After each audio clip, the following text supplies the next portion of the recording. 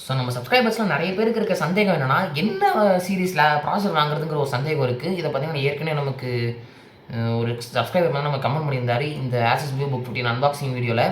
So என்ன இந்த laptop வந்து ஹெச் சீரிஸ்ல அவைலபிளா இருக்கா? அது வாங்கலாமாங்கிற மாரி கமெண்ட் பண்ணியிருந்தாரு. ஸோ அதுக்கு தான் அந்த வீடியோ.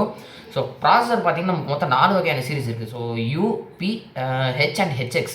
ஸோ ஃபஸ்ட்டு நம்ம பார்க்க வேண்டியது ப்ராசஸரோட நேம்ஸ் எப்படி வருதுங்கிறது தான். இப்போ Intel Core i3 1315Uன்னு எனக்கு ப்ராசஸர் இருக்குண்ணா என் லேப்டாப்போடது. அதில் Intel Coreங்கிறது பார்த்தீங்கன்னா பிராண்ட் நேம், i7ங்கிறது பிராண்ட் மாடிஃபையர், அதுக்கடுத்து அந்த 1315 1315 இருக்கிறது வந்து பார்த்தீங்கன்னா அதோட ஜென்ரேஷன் இண்டிகேட்டர், அண்டு அந்த KUன்னு வருது பார்த்தீங்கன்னா ப்ராடக்ட் லைன் சஃபிக்ஸ். அதாவது என்ன சொல்ல அதோட பெர்ஃபார்மன்ஸ் எவ்வளோ இருக்கும், பேட்டரி லைஃப் எவ்வளோ இருக்கும்னு நம்ம அதை பொறுத்து தான் டிசைட் பண்ணுவோம். ஸோ ஃபஸ்ட்டு இருக்குது பார்த்தீங்கன்னா யூ சீரிஸ். யூ சீரிஸை பொறுத்த வரைக்கும் யார் யாருக்கு யூஸ் ஆகும்னு கேட்டிங்கன்னா ஸ்டூடெண்ட்ஸ், ப்ரோக்ராமர்ஸ், அது மட்டும் இல்லாமல் லைட் யூஸ் கேமிங்லாம் அதில் பாங்கிற மாதிரிவங்கெல்லாம் யூ சீரிஸ் பக்கம் போகலாம். ஸோ அதில் பார்த்தீங்கன்னா நமக்கு பெர்ஃபார்மன்ஸ் ஆவரேஜ் பிலோ ஆவரேஜாக தான் இருக்கும். ஸோ மாட்ரேட்டாக இப்போ நான் வச்சிருக்க மாதிரி லேப்டாப்பில் நான் வச்சிருந்தாலும் யூ சீரிஸ் தான் Asus VivoBook. ஸோ பெர்ஃபார்மன்ஸ் பெருசாக எதிர்பார்க்க முடியாது. அதே மாதிரி பேட்டரி லைஃப் பார்த்தீங்கன்னா நல்லாவே இருக்கும். பெர்ஃபார்மன்ஸ் கம்மியாக இருக்குன்னா பேட்டரி லைஃப் நல்லா இருக்கும். ஸோ நெக்ஸ்ட் இருக்குது பார்த்தீங்கன்னா பி சீரிஸ். பி சீரிஸை பொறுத்த வரைக்கும் என்னென்னா ரெண்டுமே நமக்கு பேலன்ஸ்டாக இருக்கும். ஒரு தராசில் வச்சோம்னா இப்போ யூ சீரிஸ்க்கு பேட்டரி லைஃப் மேலே இருக்கும், பெர்ஃபார்மன்ஸ் கீழே இருக்கும்.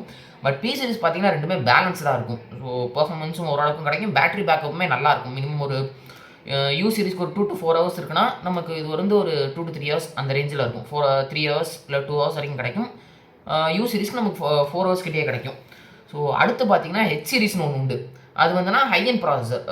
பி சீரிஸ்க்கு வந்து பெர்ஃபார்மன்ஸ் சீரிஸுமாக, ஹெச் சீரிஸ் வந்து பார்த்தீங்கன்னா ஹை அண்ட் ப்ராசஸர். அது வந்துன்னா பக்கா கேமிங்க்கு. அதை வந்து பேட்டரி பேக்கப் பார்த்தீங்கன்னா பெருசாக நம்ம எதிர்பார்க்க முடியாது. ஒரு 1 hour 1.5 hour இருந்தாலே பெரிய விஷயம்.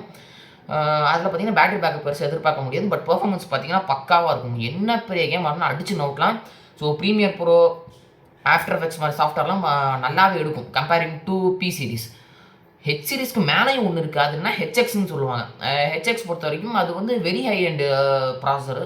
ஸோ ஹெச் சீரிஸை விட பெர்ஃபார்மன்ஸ் உங்களுக்கு இன்னும் பெட்டராக வேணும்.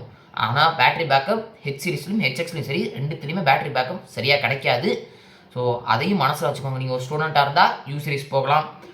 ஸ்டூடெண்ட்டாக இருக்கும்போது உங்களுக்கு இன்னும் பர்ஃபார்மன்ஸ் உங்களுக்கு எதுவும் வேணும் அப்படிங்கிற பட்சத்தில் நீங்கள் பி சீரிஸ் போகலாம். But H and HX student யூஸுக்கு நான் ப்ரிஃபர் பண்ண மாட்டேன். நீங்கள் ஒரு வீடியோ எடிட்டர் ஆர் கண்டென்ட் கிரியேட்டராக இருக்கிற பட்சத்தில் உங்களுக்கு வந்து ஹெச் சீரிஸ் யூஸ் ஆகும். ஸோ இந்த மாதிரி நிறைய யூஸ்ஃபுல் வீடியோ பார்க்கறதுக்கு நம்ம சேனலை மறக்காமல் சப்ஸ்கிரைப் பண்ணிடுங்க. ஸோ நெக்ஸ்ட் வீடியோவில் பார்க்குறேன்.